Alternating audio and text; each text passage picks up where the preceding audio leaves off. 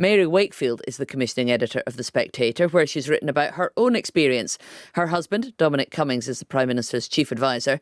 And here are some of her reflections. Uncertainty is the hallmark of the coronavirus. When you've got it, the sense of medieval unknowing only deepens. Is this definitely it? Will it get worse? Will it come back? My version of the virus began with a nasty headache and a grubby feeling of unease, after which I threw up on the bathroom floor. "That's disgusting, Mum," said my 4-year-old son, handing me a towel with a look of patronising distaste. I've never known a bug treat its victims so differently. My friends have reported stabbing sore throats, a loss of taste and smell, and numbness in their fingertips. One slight but sad effect of this great variation in symptoms is that it makes phoning friends to share corona stories peculiarly unsatisfying. "Weren't the muscle aches awful?" "Oh, you didn't get them." "No sore throat for me." Oh well.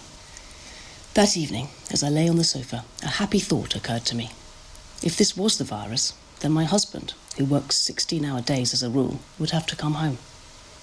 I let myself imagine a fortnight in bed with mild symptoms, chatting to Dom and son through an open door. More fool me.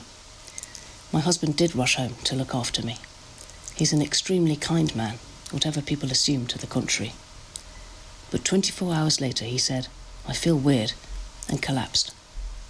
I felt breathless, sometimes achy, but Dom couldn't get out of bed. Day in, day out, for 10 days he lay doggo with a high fever and spasms that made the muscles lump and twitch in his legs. He could breathe, but only in a limited, shallow way. After a week, we reached peak corona uncertainty. Day 6 is a turning point, I was told. That's when you either get better or head for ICU. But was Dom fighting off the bug, or was he heading for a ventilator? Who knew?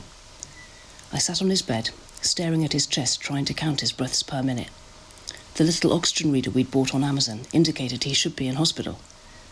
But his lips weren't blue, and he could talk in full sentences, such as, "Please stop staring at my chest, sweetheart." My son, in his doctor's uniform, administered Ribena with the grim insistence of a Broadmoor nurse. And this might be my only really useful advice for other corona parents or single mothers with preschoolers. Get out the doctor's kit. Make it your child's job to take your temperature. Any game that involves lying down is a good game. Just as Dom was beginning to feel better, it was reported that Boris was heading in the other direction, into hospital. I've been a slack Christian during this era of biblical plague. Churches are shut, even Catholic churches, and somehow that makes more of a difference than I thought it would. One of the reasons I converted was because the doors of Catholic churches were always open, the sanctuary lamp lit. And now they're closed, it feels as if someone's turned off the spiritual stopcock. But what is there to do for the sick now, except pray? I got to my knees for Boris, and found to my surprise that my prayers flowed easily, as if carried along in a current of others. Mary Wakefield of The Spectator.